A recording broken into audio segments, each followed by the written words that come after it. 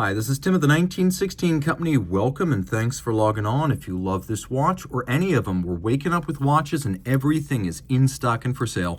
So for all your questions, even just casual inquiries, reach out to Team Mosso at the1916company.com and you'll go straight to me. So this is going to be our lead-off watch, a spring drive chronograph GMT, the SBGC 247. This is a titanium 700-piece 2022 limited edition that features a spring drive chronograph and a second time zone and a dial inspired by the snow-capped peaks atop Shinshu, Japan, the home of spring drive and quartz technology in the Seiko Epson Empire. So now this is sort of a combination of the well-known snowflake dial with a bit of the lion's mane texturing. So we've seen some of this elsewhere, but never in this combination. It's got lovely blue on silver white print, and dial furniture on Grand Seiko is world-class. These tiny little parts, indices, the logo, the aperture for the date, the hands themselves. You can see the mirror polishing and the micro faceting, and then the pieces are hand placed and hand caulked. So these are handmade dials.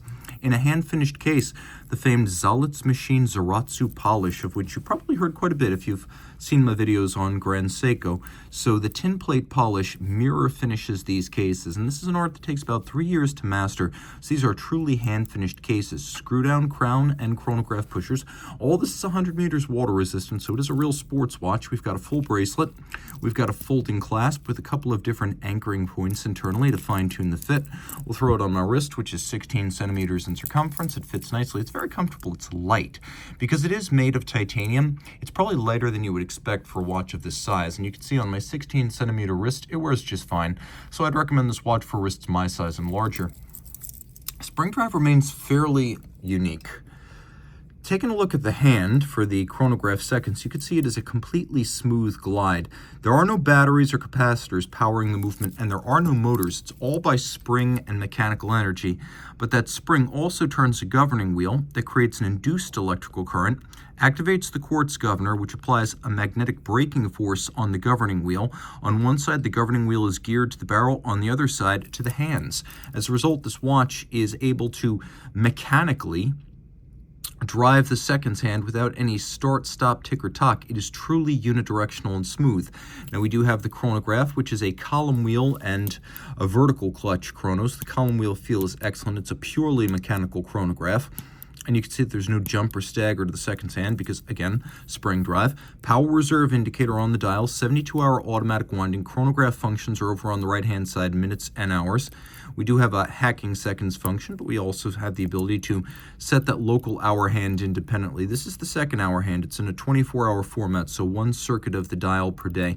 Now I can drive the date forward or backward, depending on which way I'm traveling across the international date line. And this is a hot-rodded spring drive. It's the 9R96. So whereas a standard spring drive would be 15 seconds a month, this one is about 10 seconds a month. That little gold medallion is your cue that this is something more than just a little bit special. A very cool watch. Now taking a look at something that's also quite special, a late example of the much-loved and long-running Patek Philippe 3940 Perpetual calendar. So this is the 3940R-011. You can see that it's not quite a standard silver dial. It's brushed silver, almost metallic from top to bottom. And what you're actually looking here is not water damage or tarnish. It's the remnants of the shaded nighttime half of the 24-hour disc. So you can see as I manually set the time here,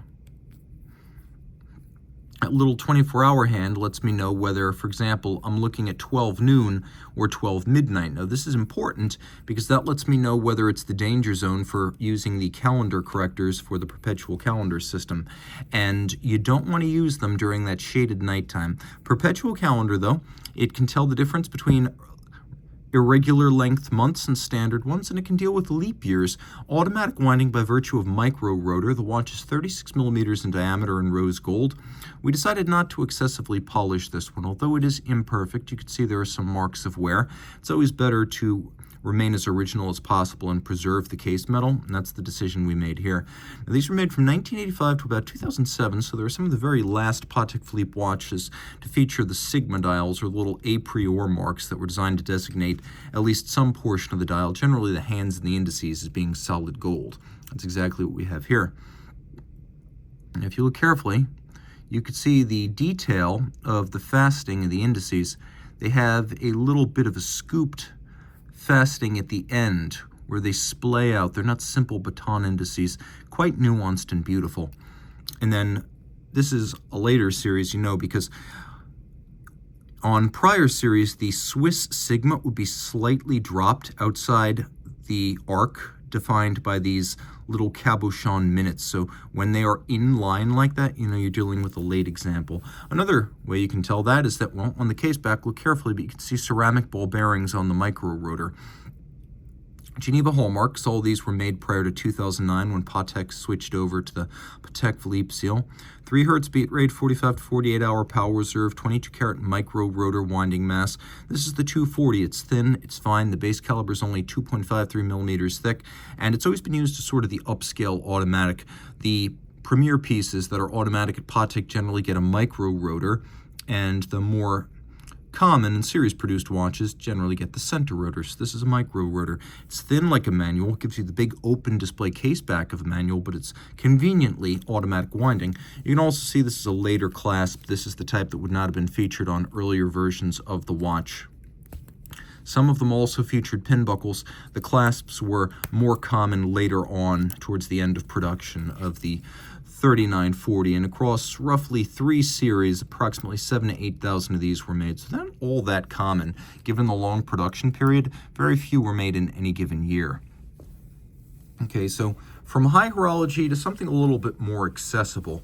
I'm a big fan of Sinn of Frankfurt, Germany. I've bought these watches with my own money, and I feel like you get great value and durability. And so the U1 is, for many, the gold standard in German dive watches. The problem is the Sinn U1 is a very, very big watch, a veritable U-boat for your wrist, whereas the 2020 to present U50, which you see here, is a much more accessible 41 millimeters in diameter.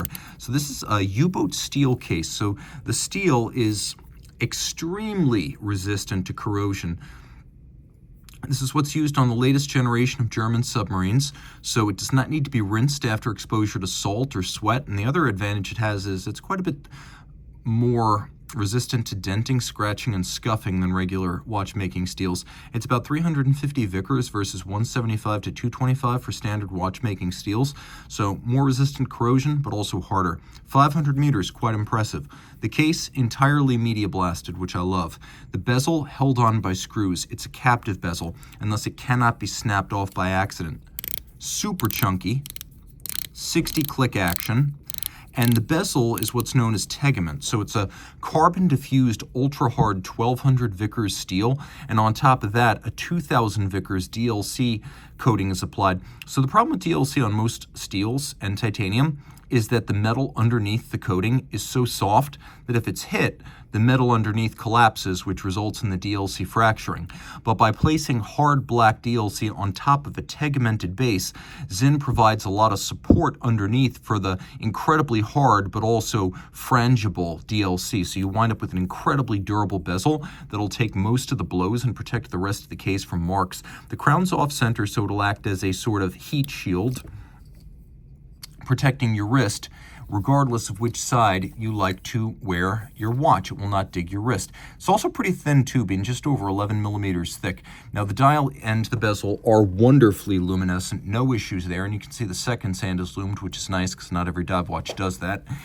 Inside we got a SW300, which is a 42-hour automatic Solita and top grade, adjusted in-house by Sinn. On the wrist, the watch wears easily. It's got a silicone strap, which is very supple, smooth, and velvety, and I really like that. And you can see that the watch wears well on a smaller wrist. I can't really wear the U1, but the U50 for me is perfect, and I promised you a thin watch. For a diver, that's as thin as it gets. Clasp is fascinating. You can see it's a single fold with twin trigger release, and then there is a little hatch right here. So you don't want to cut the strap to the absolute minimum length when you're wearing it, because when you lift this little hatch here, you can see this is cut to length.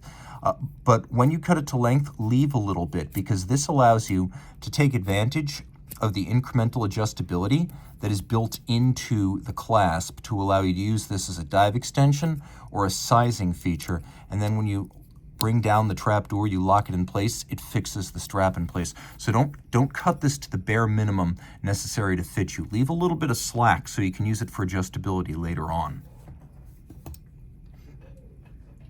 Okay. Here's a watch that can speak for itself in the sense that it is very vocal and it has a voice. In late 2012, for the 2023 model year, Ulysse Nardin launched a more sporting version of its Sonata dual-time alarm watch. So this is the Sonata Streamline. It's made of grade 5 titanium with a scratch-resistant ceramic bezel. It's more water-resistant than a standard Sonata at 50 meters, but it has the same features. So for example, we've got the alarm, which has both on and off functions. I can actually select which one I want. And then right here, I have the ability to adjust the calendar forward or backwards, which is unique. I've got a little bit of luminescence here too. It's a fairly easy watch to read in the dark. And then I've got 2 different ways of setting the alarm. Notice I've got a second time zone down at the bottom in 24-hour format. So I'm going to also demonstrate that this is a dual time with a little plus-minus system derived from the GMT plus-minus San Marco series that UN first launched back in 1994. Now this crown over here has a lot of functions. When I pull it halfway, I can actually adjust the time. See the minute repeater style centrifugal governor for the alarm? That's going to come into play in a moment. Now I have 2 different ways to set the alarm here. I've got a countdown function and then I've got clock time. So if you just want to set the alarm, you want to set the countdown. If you just want to fire up the alarm to hear it, just set it to 0 on the countdown side, which means 0 until it chimes.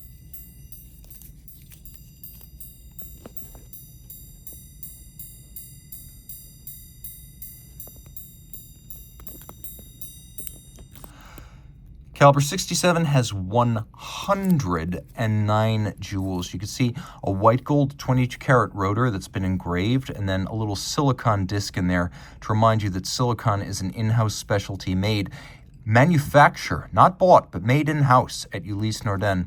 And you can see the use,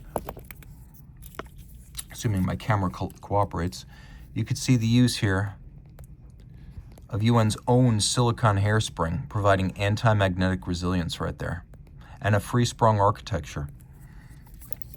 Cathedral gongs for a richer, fuller sound, and a watch with a lot of features. Comes with a folding clasp in titanium. It's a big watch at 44 millimeters, but it wears light because it's all ceramic, titanium, and sapphire with just a little bit of rose gold to add richness. And yeah, it does fit my wrist. I wouldn't wear it on a smaller wrist, but if your wrist is my size or larger, game on.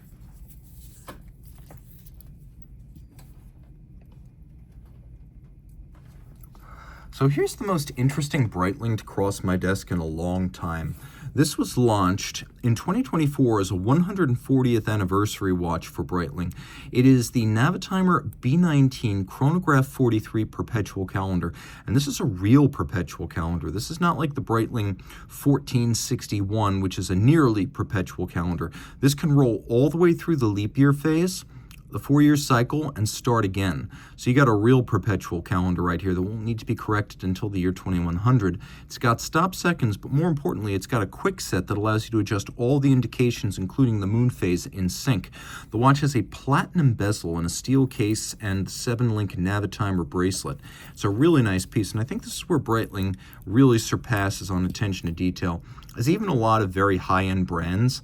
I'm thinking, for example, Louis Vuitton on the new Tambour, or Chopard on the Alpine Eagle. They're going to use relatively generic off-the-shelf clasps from suppliers, whereas this is a custom piece for Breitling that does not look generic.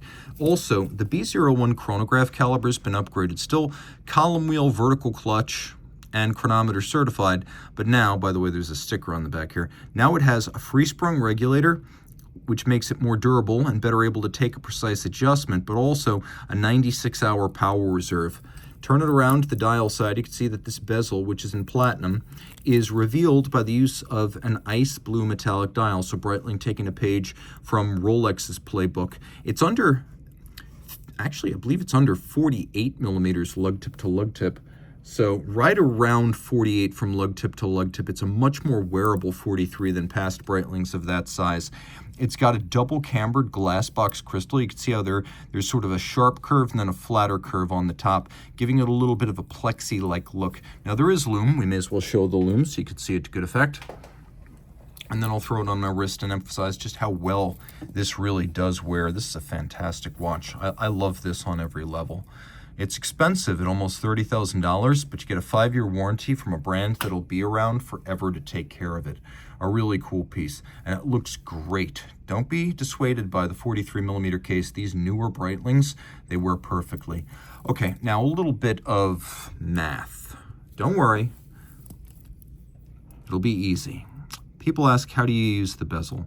Well, very simply, you use the bezel to multiply and divide. Now, it's a circular slide rule and it's a logarithmic scale. And those of you who are familiar with slide rules, either from engineering or technical trades, you realize that there are some missing scales here for a slide rule. But let's say I want to divide. So I take 60 and I want to divide it by 30. You got to keep your decimals in mind. But 60 divided by 30, look to the index, which is this little blue 10, and 60 divided by 30 is going to be 2. Now let's say I want to multiply 50 by, let's go with 2. Okay, so 50 multiplied by 2, let's find 2 on the inner scale. There you go right there, 100. You look to the outer index, which is this blue 10. Super simple and a lot of fun. Okay, Roger Dubuis mostly moved away from the heritage-inspired elegance of its 1990s origins by the mid-2000s. With the departure of Dubuis himself in the early 2000s and business partner Carlos Diaz taking complete control of design, you saw a lot of stuff like the Seymour, the Much More, the Easy Diver, the Just for Friends. Watches that were not necessarily what the original Roger Dubuis customer wanted. Well, this watch from the early to mid-2000s is really one of the last for the old guard. Hommage 43 by Retrograde Perpetual calendar with a weekly calendar. So we have a by Retrograde calendar, and I'm going to demonstrate this. It's a Perpetual, of course, using the module developed by Dubuis and Jean-Marc Viderecht, later of Agenor, back in the late 1980s. The module was originally developed for the first Harry Winston High Horology watch Perpetual calendar, but Dubuis rather later brought it back in-house to use on his own watches, which is where this by Retrograde Perpetual comes from. But then you have this roulette-style week of the year calendar. So it is a by Retrograde Perpetual with retrograde date, retrograde day, perpetual calendar, and then the weekly calendar, plus a lapis lazuli moon phase disc. Now you can see it's got a lovely case. It is big, but look at these lovely dropped lugs. They're somewhat below the bezel level, and so they have a character line that extends across the case, and then a concave profile to the bezel. You turn it all over, you can see this is number 4 of 28, a beautiful RD 57 based movement. This is the 5710. It's based on the Longines L990, but regulated in 5 positions and extensively modified to achieve Geneva hallmark status. You can see it is Geneva hallmark, finished on both the bridges and on the base plate, with the highlights being a mirrored bevel on the edge of every bridge, lovely stripes, engine turning, mirror finishing on every screw head, as well as the swan's neck fine adjustment mechanism, and a 44-hour automatic winding power reserve. It's a big watch. It's part of one of the original 2 Dubuis model lines. The original 2, there goes my lighting block. Let me just unplug this. The original 2 collections at Dubuis in the 90s were the Hommage, which was a very traditional round watch inspired by the work Dubuis had done in his prior career, including at Patek Philippe, and the Hommage is what we have here, and this is one of the last of them. The other was the Sympathie, which is a lovely sort of extravagant form factor case, but this is the more traditional, and this is really the end of the original Dubuis styling ethic before things boiled over and got a little bit crazy. It's a big watch. I'd actually recommend this for a wrist a little bit larger than mine, let's say 17 centimeters circumference. It's not overwhelming, but I do think a slightly larger wrist would wear this a bit better than mine. Okay, here's something wacky. From Christophe Claret, the Maestro. This was launched in 2017. I was actually at SIHH when it launched. It's an interesting watch on a couple of levels. In grade 5 titanium, a 42mm watch that's 50 from lug to lug and about 16.4 thick. But you can see about a third of that thickness is the enormous glass box crystal. You can also see the sharp break between lugs and case and the use of polish on the lug profile. So it's an elegant case despite not being particularly svelte. Now there's a fascinating memory device here. So you see that right there? You've got blue sapphires, and then you've got a diamond. And the idea is that by alternating between them, you remind yourself that there's something you needed to remember. So this is remembering to remember. And you'll see something's just a little bit off on your dial, and you'll be like, oh yes, I had to take care of laundry or pick up the kids. And then we have this unique double-digit date. This is a big date or a grande date, but it's a cone style stacked. So you can see it has a quick set trigger that allows the two carousels, the conical carousels, to cycle through the dates, and it's a lot of fun. We've got this sapphire cap on each one of these little conical structures. We've got an enormous stack of mainspring that yields a 7-day power reserve. Again, we've got a sapphire cabochon atop a free-sprung balance. You could see here the use of an overcoil hairspring. It's a 3 Hertz beat rate, and this lovely proprietary micrometric fine adjustment mechanism. Turning it all over, you can see this is a big movement. Christophe Claret, the king of complicated movements. And so this right here, you can see 5 position adjusted. This is a 7-day caliber with the conical date and the memorize function. And then you can see manufactured by Christophe Claret, number 15 of 88. Grade 5 titanium. There's even a little bit of lume. You could see the incredible stack of structures here, and the finishing is distinctly high horology. It leaves nothing to be desired in that regard. And it's an easy watch to wear. Very comfortable, not as big as you might think. A watch that wears nicely on the wrist. It's a bit broad, but it's also very light, so I'd recommend it for my wrist or larger. Remember, I'm pulling the strap very tight here since it's not broken in and it's not buckled, but you'll find 16 centimeters circumference and up. This watch wears quite well, and you'll have something that no one else does. Speaking of things that many other people will not have, okay, this is a great example of that.